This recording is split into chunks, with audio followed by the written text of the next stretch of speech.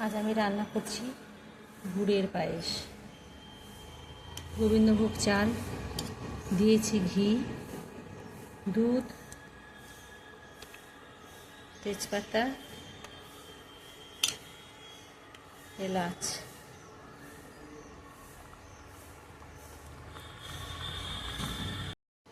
এবার এই পায়েসের মধ্যে আমি কাজু, কিশমিশ, আমন্ড অ্যাড করে দিলাম।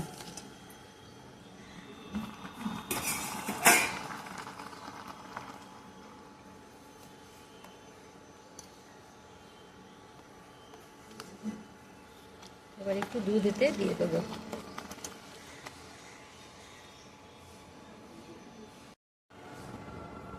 এখন আমি পায়েসটার আমার চালটা সিদ্ধ হয়ে গেছে।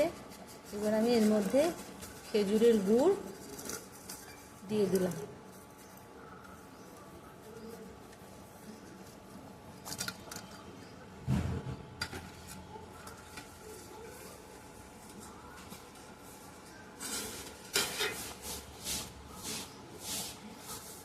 এবার ভালো করে এটাকে নেড়ে চেড়ে একটু সিদ্ধ হতে দেবো।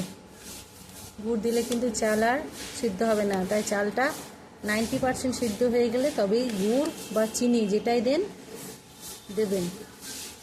দেখুন কালারটা আস্তে আস্তে পাল্টে যাবে।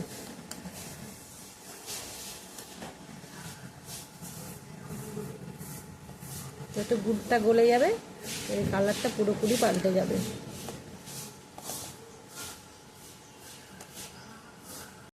এটা একটা আমি শুকনো গুঁড়ো দুধ নিয়েছি।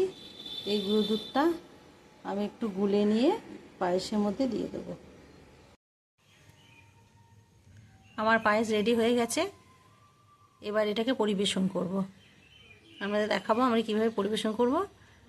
ঠিক আছে, সবাই ভালো থাকবেন। আমার পায়েসের রান্না যদি ভালো লাগে সবাই একটু লাইক, শেয়ার, সাবস্ক্রাইব করে দেবেন প্লিজ। হ্যাঁ, ঠিক আছে। এই যে আমার দুই ছেলে, এই যে ছোট ছেলের জন্য পায়েস করে এই যে দিলাম, বললাম না আপনাদের দেখাবো।